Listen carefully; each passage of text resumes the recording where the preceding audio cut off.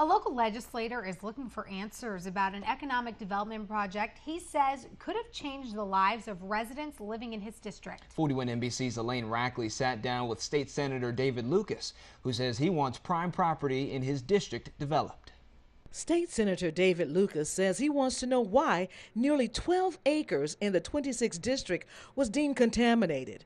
He says those acres could create a viable community. I've been trying to deal with the Department of Natural Resources and trying to find out the real problem with the contaminated property on Riverside Drive where the Renaissance project was supposed to have taken place. Renaissance on the River was scheduled to start construction in 2013. Lucas says it would have changed the landscape of Macon. It included offices, retail stores, restaurants, and housing. Dr. Gossi, former president of Mercer University, and a group of investors putting together a so-called $90 million project that would include a hotel, residence, as well as a medical facility, medical offices.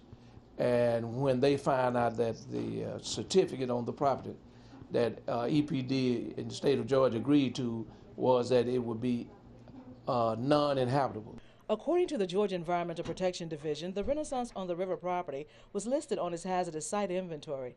An EPD spokesman, Kevin Chambers, said the property was contaminated with several substances, including benzene from when the site was occupied by Macon Manufactured Gas Plant. But the EPD removed the site from its inventory in May 2011 and deemed it to be safe for non-residential use. But for residential use, the EPD says persons responsible are required to clean it up. The city of Macon now owns that site.